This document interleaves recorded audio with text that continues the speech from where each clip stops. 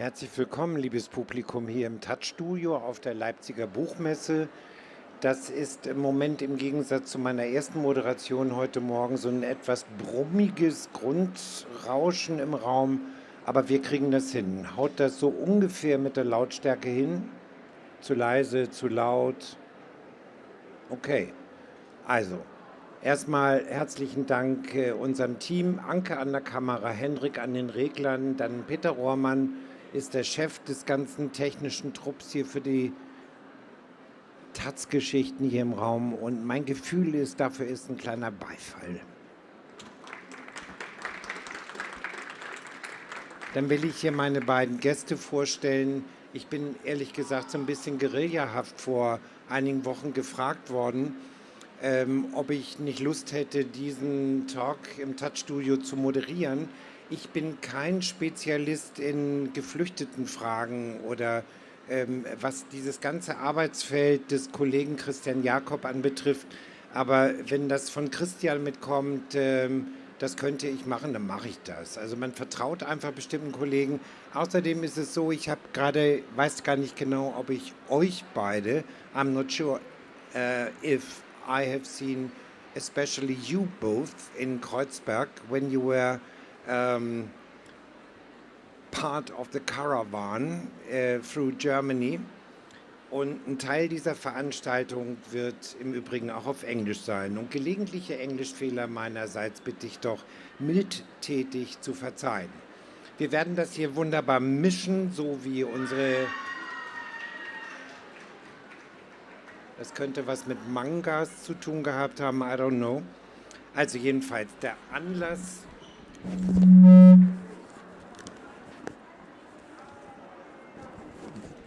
Ich will mal einfach so sagen, egal. Wir sollten sofort eine WG aufmachen, das würde klappen. Also, was ich gelesen habe in der Taz, ist zum Beispiel ein Text von Darius Osami, der genau über diese antirassistische Karawane durch Deutschland berichtet hatte. Und eine davon ist sie hier, Muna Abdi. Herzlich willkommen. Der zweite, der hier sitzt und der wesentlich bei den Herausgebern und Autorinnen dieses Bandes, kein Band kann frischer sein, der ist, glaube ich, tatsächlich erst vor 25 Minuten hier in Leipzig angekommen. Also es sind wirklich die ersten Exemplare. Der zweite ist Hassan Nugud. Herzlich willkommen. Vielen Dank. Die Überschrift heißt No Border Lasts Forever. Keine Grenze hält ewig. Mir fehlt in eigener Lebensgeschichte ein bisschen die Fantasie, dass die Grenzen sich aufheben. Aber als Idee finde ich das eigentlich vorstellbar und gut. Refugee Resistance and the Rise of the Far Right. This is the subtitle of your book, and may you both tell us what was the idea of publishing that kind of book? Who will begin? I can start. Yeah, please. Thank you, everyone. Thank you for having us here. Exactly, I will start with this border thing because borders are usually not there. Borders are made by man for certain reasons, and for us, borders shouldn't be existing. It has been proven that those political borders could be also get a break. That happened back in 2015. Our book now is standing of a long history of resistance from refugees, migrants, for their rights. It is the only reason that we write this book in this time that the right-wing voices got very loud, not only in Germany, but in Europe as well. In America, we see what the eye is doing, and unfortunately, those racist systems, learning from each other, and we are the affected people by those systems. We have to stand and resist. Everyone knows, but not everyone, only the people who are really related to the subject could follow all those laws and deportations. Those take place in different areas, especially in Germany, and the regulations are being issued every day to make it more difficult for people. Out of all those reasons, out of isolation, we decided to break that isolation, to move to the places where the people live and give them the chance to explain about themselves. Because in our understanding, part of the problem is that those voices didn't get listened to. Because the propaganda of the right is very, very loud, and they have all the means and they have all the methods to make it louder and to cover the right of the people to explaining themselves and to talk about their own struggles. This book is a try to get the people who are not related to the subject closer to that fight and to explain which struggles going on, which fights going on, and which resistance is being made by us, by people like me, by migrants, by refugees, for their rights, because this is how it's going.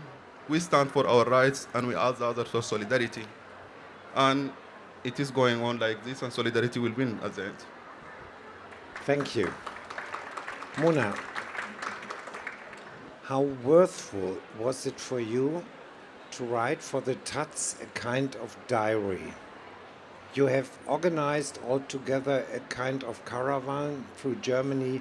You were in Thüringen, Arnstadt, different other places in Berlin. How important was it for you? What was your ambition to show with that caravan? Thank you very much. To be honest, this was not, a program that I can define a simple word, meaning it's more than that. But if I try to shorten it, it was like I get the space to not to give up, to raise my voice up.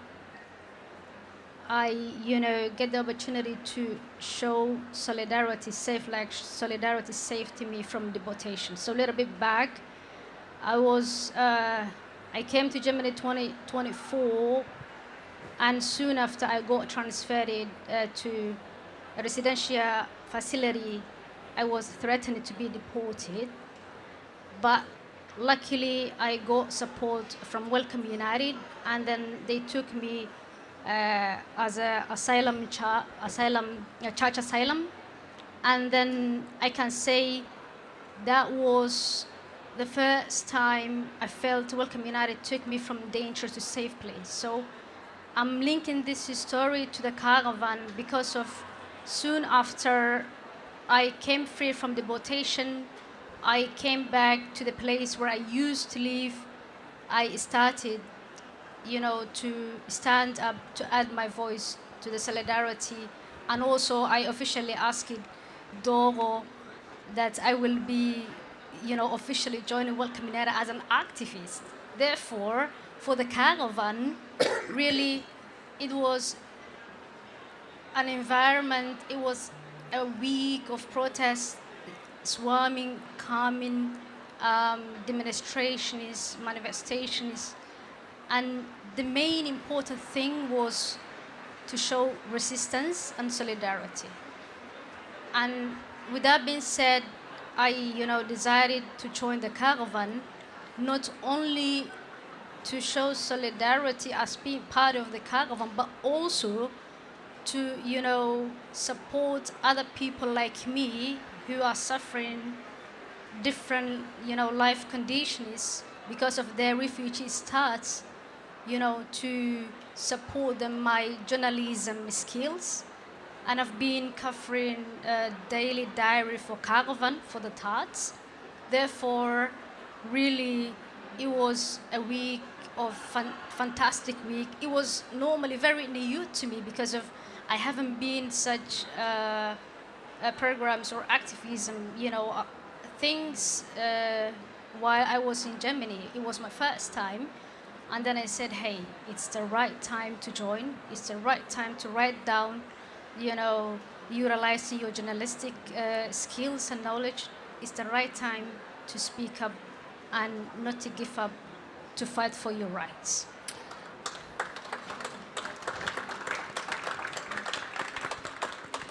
Man muss das übrigens noch erwähnen, dieses Buch ist in 2 Sprachen herausgegeben worden, in 2 languages.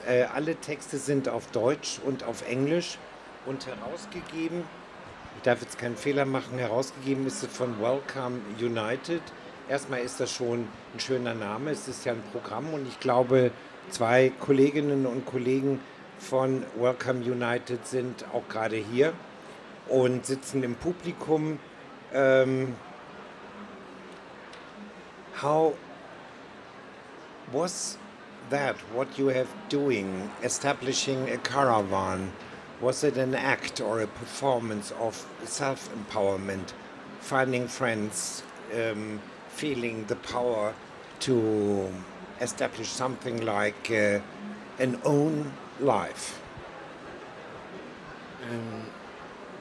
Yes, actually the caravan is not the first resistance move that happened. As I said before, it stands on shoulders of a very old history of resistance from migrants and refugees here in Germany. In the book also, you will find stories about the caravan from that time, at the 90s. You will find other stories about resistance from different cities and countries around.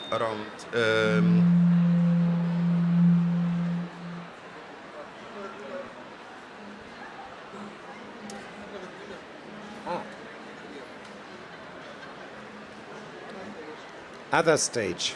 Yes, okay.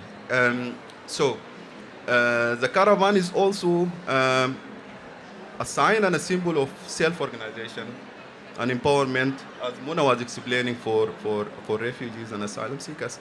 And it is not a one-time kind of resistance structure.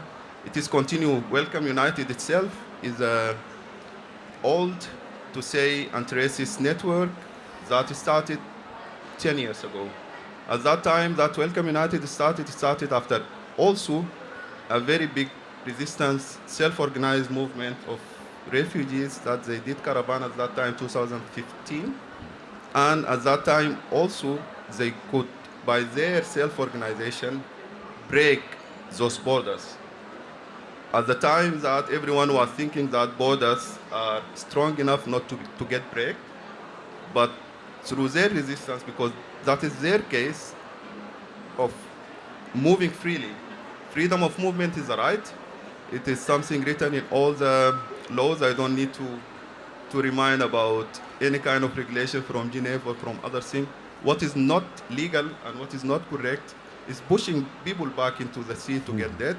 What is not legal is to deport the people back. What is not legal is not giving the people the right to tell their stories and treat them as a bulk of people that are trying to just cross the borders and to see the problem from this aspect, which is very wrong. The people moving from their places, from their countries to Europe, not for just seeking a better life.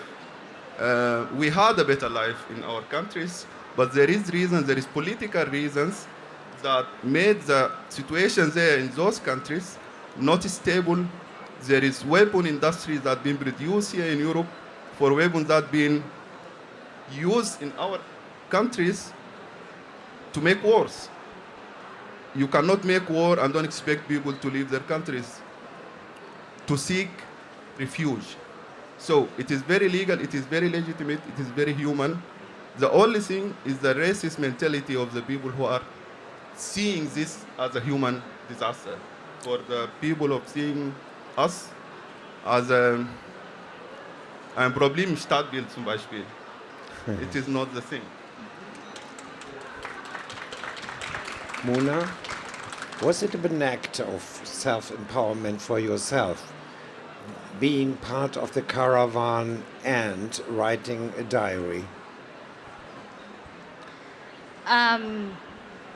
As I said earlier, being part of the caravan was a step forward for me to show resistance, to experience not only different places, but also to visit exactly where the refugees like me are living within a bad conditions. It was not only experiencing their difficult life situations, but also to show them that they are not alone, to show them that there are people who are thinking about them, desire to stand alongside them, and showing them that they are no longer alone. Though it will take a long time and it will need more pressure, to change their lives, but that doesn't mean there's nothing. So, with that being said, these are the most two important feelings that the caravan makes for me. When I met different people from different background, from different country, speaking different language, with different culture and with different beliefs, but have the same life conditions, circumstances, same like I do, showing still how they are not giving up, still how they are going to stand up to show, and that there's a hope. So I can't really again have no words to express, and also it was one of the best memories of my life. I can't say next book as a co-author, I hope I will produce a book from myself and that it will be part of it. But long story short, it was all about resistance, all about not giving up, showing others that though they have no the access or the platforms that maybe I could have inside Welcome United, but also they have not feel that they were left, that they were forgotten, that there's no people who are speaking for them. So that was the best experience that I can mention. Mona, for the diary, sorry, I'm a journalist, so if I speak more than you. And for the diary, I feel like it's the right time that I can not only show the caravan to the people, but also to inform and tell people day by day in that whole week how exactly the life situation of these people are. I want to take one example, sorry.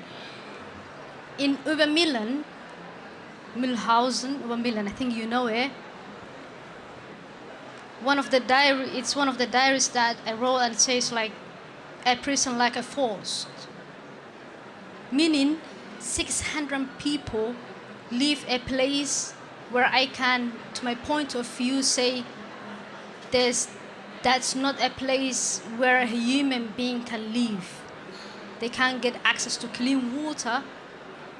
They can't get access to education for their children. And even sometimes they can't access to, a transportation from Obermillen to Mühlhausen. Some people shared with us that in the winter time, which there were so many snow, they slept in the Bahnhof because they couldn't be able to take the bus. They got a little bit late, or the bus was not working at that time. So to that extent, having no access to clean water to drink is what I have experienced during the caravan. Thank you. Liebes Publikum, ich muss das unbedingt erwähnen. Munas Tagebuch habe ich nicht geplant gelesen. Also ich sollte natürlich als Redakteur unbedingt die ganze Zeitung immer gelesen haben, aber das macht man nicht. Also jeder weiß, wie so eine Alltagsroutine aussieht. Dann habe ich es zufällig gelesen und ich habe selten so viel gute Texte im Laufe der Tage gelesen über eine real existierende Stimme, die nicht vermittelt wurde über das, was man unbedingt hören will, je nach politischer Wunschlage. Und das Gute ist, Sie finden das sowieso, diese ganzen Texte von Muna Abdi, auf taz.de und da selbstverständlich in Kombination mit Tazalig. Also wir sind nicht die Caritas, aber wir setzen auf freiwillige Bezahlmodelle. Aber dieses Tagebuch von Muna gibt es auch in diesem Buch, auch hier zweisprachig. Just let me have a question to the reactions of your caravan in the different places, let's say in Möhausen or in Arnstadt. I know Arnstadt, little the end of anywhere, bizarre. I don't want to, ich möchte nichts Schlechtes sagen. How was the reaction and was it shocking for you not to have a very refugees welcome reaction? Good that you mentioned Arnstadt, because we were there also in Arnstadt, where there is a detention center, detention prison is being built. And you have right, it's einfach in the Gelände. It is in the middle of nothing, a very carefully, selectively isolated place where nobody can reach there to show any kind of support or solidarity. And I will tell you something, after we've been there, the place where we protested has been closed now. Like they made a fence around it. So nobody even can again go protest there. This is how they working harsh and hard against any way that the people want to show solidarity and want to show support. In the same place, we arrived with the caravan, and at the same time, people were shouting from inside, the prisoners. We hear their voices. We cannot see nothing behind those fences, and there's a lot of police people. People were shouting in different languages. They say freedom, they say in Farsi, Azadi, or so, I don't know all the languages. But at the end, for us, that was the sign that the people now finally understand that they are not alone. And there is people who are outside, who are there to support them, who are there to make their voices and their issue come out. The caravan itself, it was a very big, I think, practice of solidarity, because if we read, you find our demands that we made during this caravan in this book, also in page 55. We worked very carefully in choosing those demands. What we are asking for. We don't see our fight as an isolated fight from other fights that going, from other struggles that going around. And it wouldn't be also helpful for any struggle to think only about his own struggle. We don't think the housing problem that it's taking place now in Berlin, and you have been asking me where I live in Kreuzberg, where he's my neighbor. Yes. where is it impossible anymore to find a house in Berlin. The people who are affected with this are not all refugees. So this racism is implemented actually to the whole society in a way or another. The problem is you think you have a privilege and you are safe in comparing to the other people. And then you say, no, this is not my fight, but it's not the case. If the system didn't hit you from here, it will hit you from another side.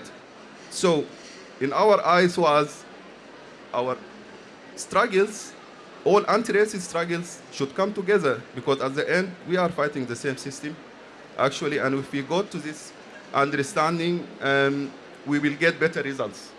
If we get all of us to the streets asking for better housing, it is better than just one group says that and we say, no, we are migrants and refugees, not our issue. No, it is our issue. We are living in this country. We are part of this country and of this society, whether the racist system wants that or not. We are here. It is up to them to see us as a problem or to see us as a possible of making everything better for the whole country as a part of the solution. There is the problem in this country.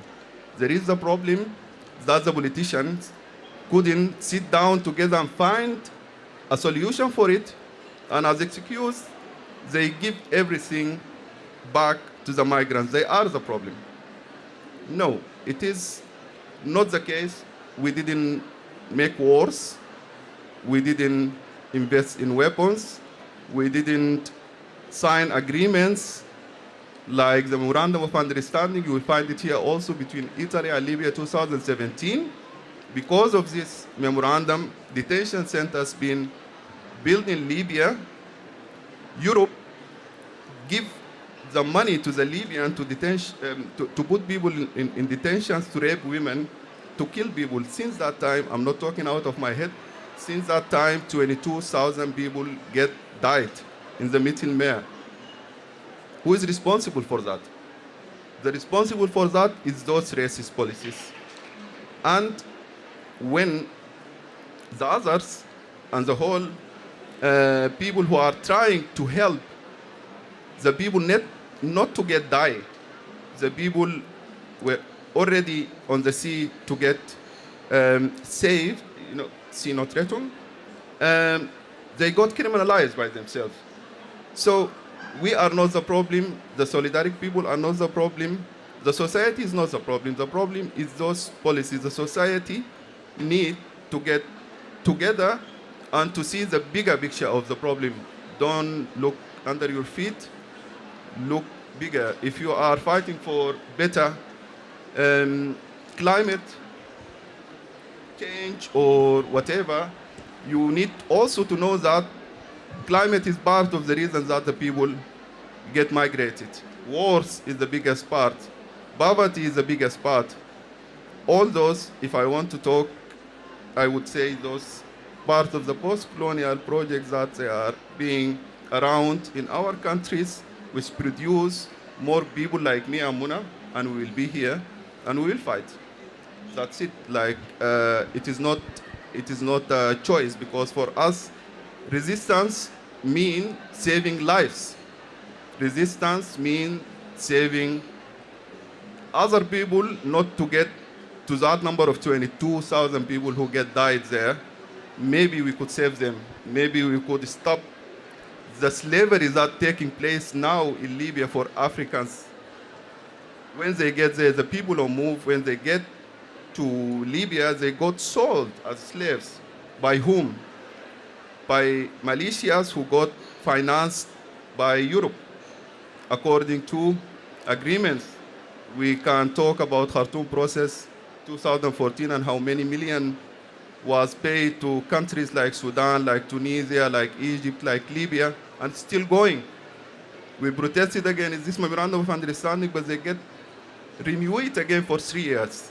Another 3 years mean more thousands of people who will die, more thousands of women who will get raped. Thank you. And Mona, would you say some words to that, what Hassan was talking to us in your words? I think Hassan mentioned the most important things, most important points. And,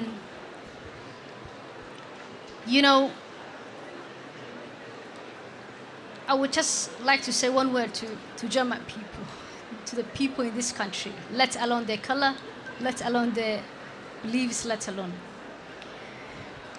The problem you've been told that the problem are the migrants. But frankly speaking, the problem is not the migrants. It's for the politicians. See, I think it was when we were on the train, I've been reading an article, a news that was saying German government deported 3 or 4 Somalian people to Somalia. And guess what? Each person, 90,000 euros was expended. So if you guys being told that migrants are taking advantage from your tax, how could you describe this 90,000 euros per person, which the government is expending to deport back to one person to a place which is not safe, a place which has no security system, and nobody's guaranteed to life or to live later. So we need to think about the bigger picture, and we need to think about the role of migrants themselves in the country.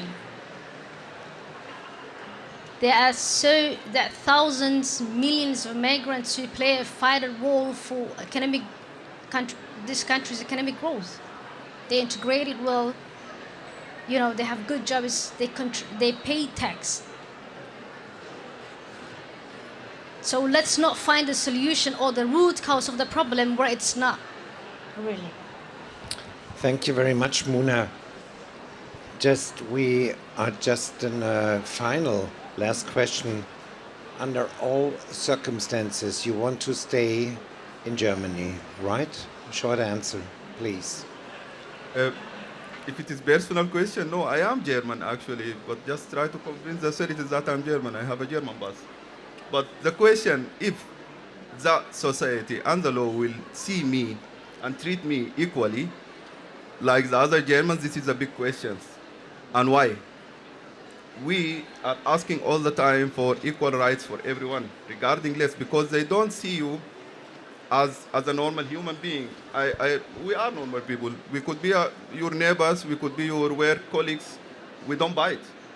But still, we need also from the society and from the community not to support this propaganda and not to support this lies, to say we are not a problem in city build. Even the translation is very strange. It is a very German word. I cannot translate it in my language because nobody think about the others like this. For example, Germany has a problem of labor. For example, there is no Fachkräfte, and they are nagging all the time about that. Look under your feet. Look at the camps, the lagers, the migrants that are here and have no right to work. You cannot talk about integration and at the same time stop people from getting to German course. It doesn't make sense. Who they are fooling? I don't think the Germans are fooling. No, the Germans are the best people that we know. I'm saying that I have German friends, I have German neighbors, I have German people around me, so I know it is not about white and black. It's about the mentality. The mentality needs to be changed. And people need to also mitmachen. It is not easy that you do your fight alone. We are fighting. We keep fighting. We have been fighting and we will stay fighting for our rights, for the rights for the people who are coming after us. But at the same time, this fight, to be effective and to get more results, it needs all the hands. In Arabic, we say like, like one hand cannot clapping. So we need all the hands. At the end, we are all working in this wide spectrum of anti-racism, all of us from its own side.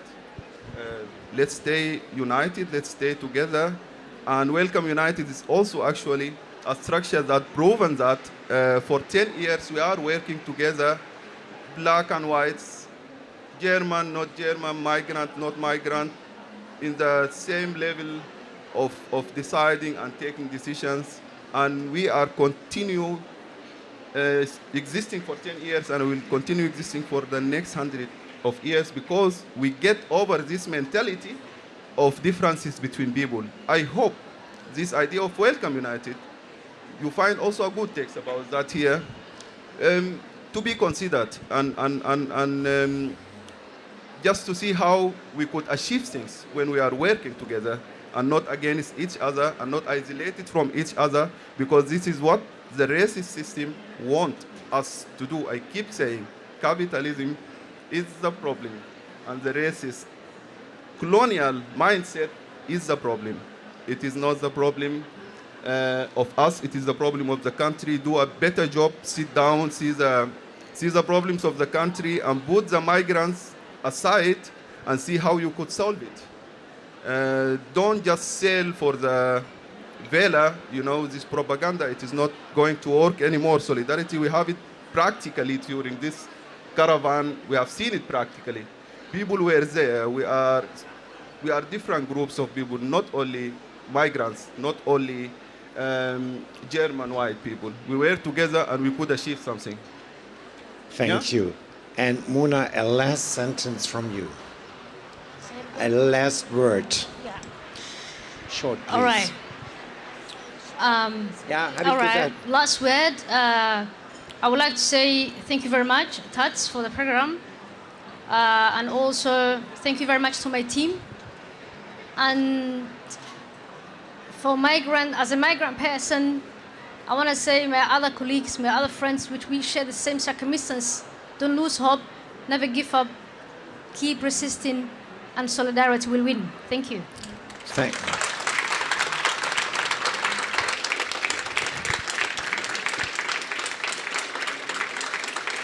Thank you very much, both.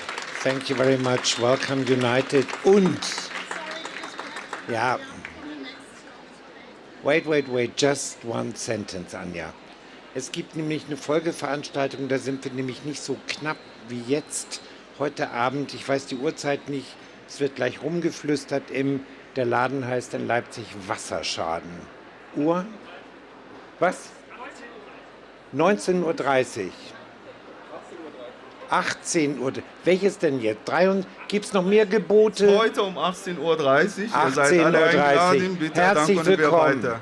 All of you are welcome. Thank you very much. Thank you very much.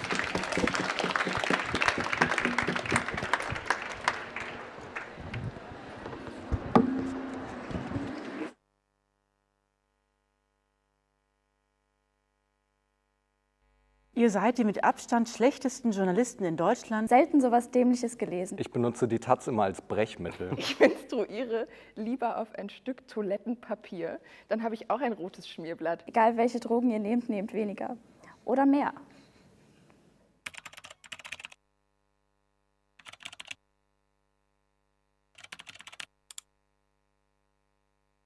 Lügenpresse, und da bettelt ihr noch und wollt Kohle abgreifen. Schämt euch, habe fertig. Grüße aus Bayern. Grüße aus Berlin.